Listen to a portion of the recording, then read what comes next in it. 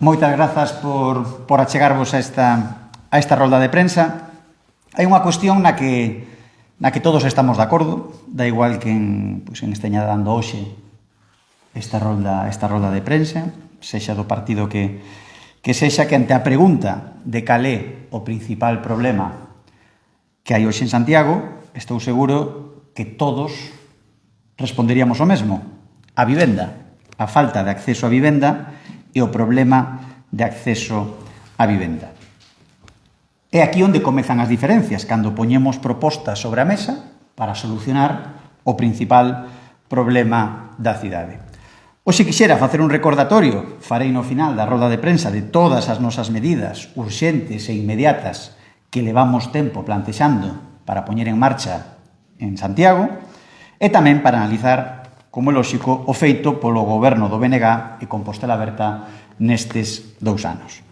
Pero antes queremos comezar denunciando pública e políticamente e solicitando a paralización inmediata da mercantilización do solo público, da mercantilización de 4 parcelas de solo público a constructoras privadas que acaba de poñer en marcha BNG e Compostela Aberta.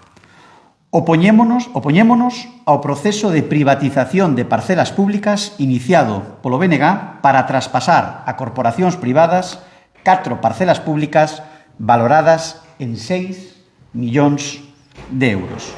Polo tanto, a privatización de 8.000 metros cadrados de patrimonio público. Non sabemos se é por descoñecemento, por apatía ou por incapacidade. Pero este proceso de venda é un ataque ao interese público e unha obscena despatrimonialización da riqueza de todos os santiagueses para entregarlla ás constructoras privadas. Por qué?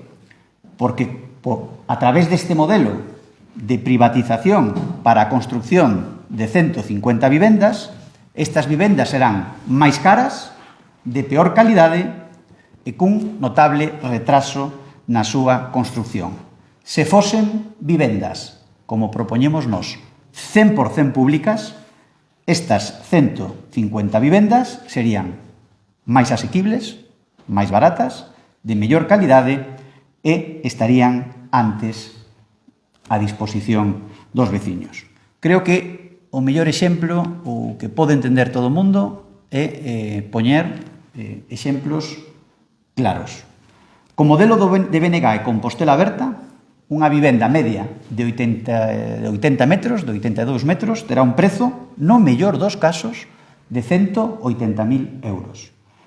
Na proposta que nos poñemos sobre a mesa, na proposta de vivendas 100% públicas, na proposta do Partido Popular, esta mesma vivenda costaría 100.000 euros con mellores calidades e estaría antes no mercado.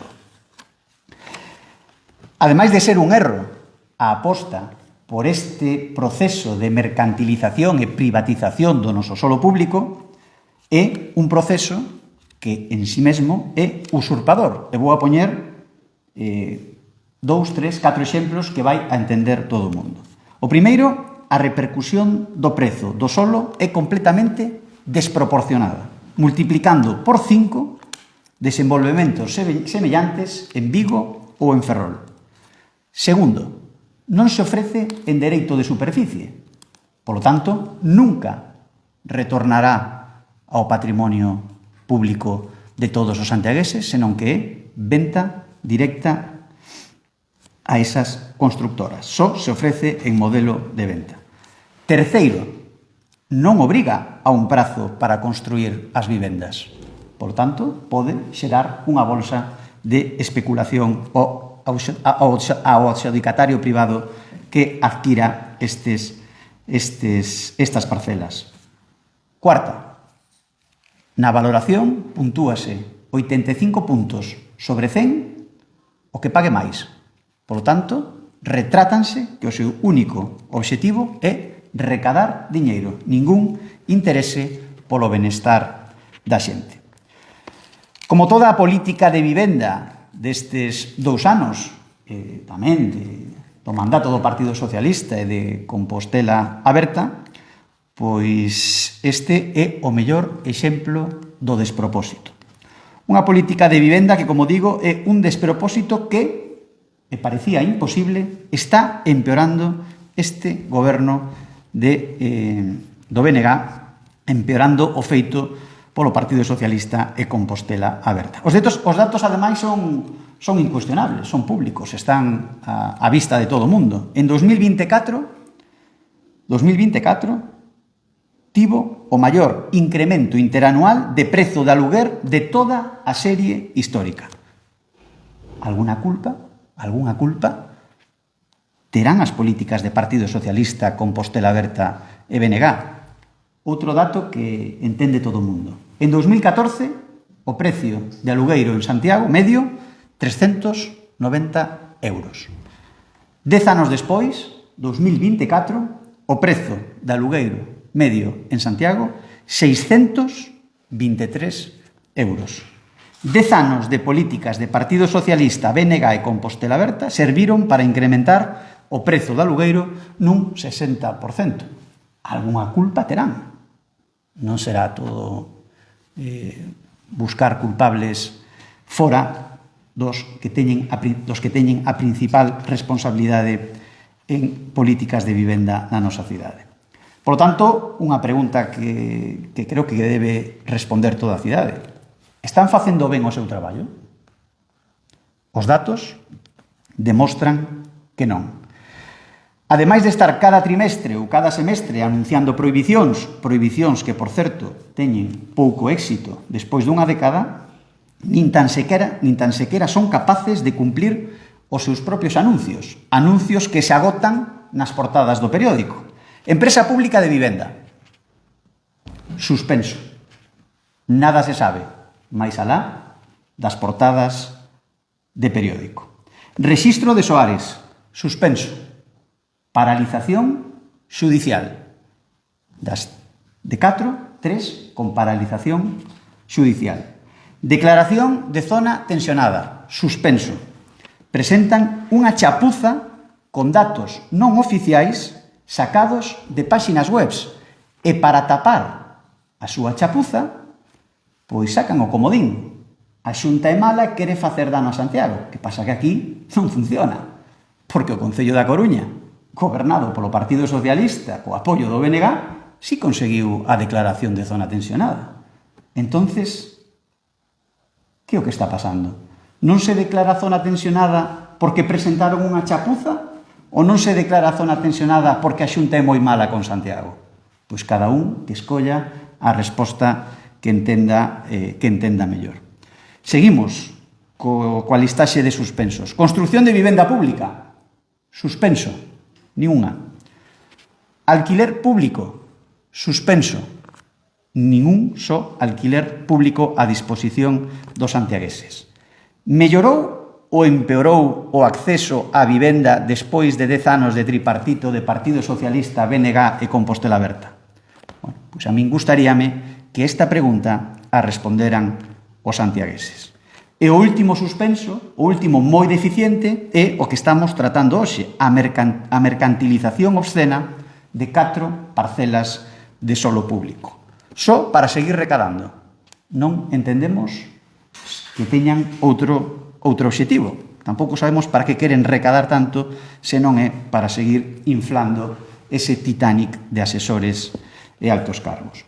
Creo que despois hai unha rolda de prensa do Concelleiro de Urbanismo. A mellor teñen vostedes máis sorte e lles pode responder a estas cuestións. Eu teño claro que a min non me van a responder, pero creo que deberían de deixar claro por que apostan pola mercantilización de solo público, por que non ofrecen dereito de superficie, por que non obrigan a un prazo para construir as vivendas e por que o 85% da valoración é para recadar máis e non para pensar no benestar dos veciños. Vou rematando xa, polo tanto, o que propoñemos é a paralización deste proceso de venda de solo público a empresas privadas e que sexa destinado á construción de vivenda 100% pública de calidade. Como? directamente polo Concello, e se non saben ou non poden, pois como están facendo outros concellos, que sexa outra administración, neste caso a administración autonómica, a que leve a cabo a construción destas vivendas para ter mellores vivendas a metade de prezo e moito máis rápido. Por qué? Porque a Xunta de Galicia construe e pon no mercado estas vivendas bonificadas e subvencionadas. Polo tanto, moito máis baratas que incluso utilizando a horquilla do réxime especial de vivenda protexida. Puxen antes un exemplo que creo que é moi claro e que entende todo o mundo. No mellor dos casos, piso de 80 metros, 180.000, no modelo 100% público que propoñemos nós, que propón o Partido Popular de Santiago, piso de 80 metros cuadrados, 100.000 euros, mellores calidades e antes no mercado. E remato xa, como vos decía ao principio, con cuestións que xa son coñecidas, pero que volvemos a traer sobre a mesa, o que faríamos nós no caso de gobernar en materia de vivenda. E moi rapidamente. A creación dun banco público de vivendas en aluguer, nutrido fundamentalmente de vivendas baleiras que os propietarios desprotexidos non se atreven a poñer no mercado, actualización e modernización das normas do casco histórico, especialmente en materia de accesibilidade, ascensores e rebaixando as prohibicións e dando máis liberdade e confianza aos propietarios. Modificación do plan xeral para facilitar a construción de vivenda. Santiago ten solo suficiente para seguir medrando. Construcción de vivenda 100% pública, que do que acabamos de falar hoxe, construcción de vivenda 100% pública a través do Concello ou doutras administracións, nunca mercantilizando solo público. Regulación das vivendas de uso turístico por zonas saturadas e non como prohibición total, destinar novos recursos ás ARIs e permitir vivendas en baixos nos barrios de Conxo e Santa Marta como experiencia urbanística que se podería extender a outras zonas. Así como, por suposto, e sempre o decimos, poñer todas as medidas fiscais, administrativas, de seguridade, regulamentarias, para protexer aos propietarios de vivenda, especialmente aos propietarios de vivenda que deciden poñer a súa vivenda en aluguer para, precisamente, multiplicar o noso parque de vivenda.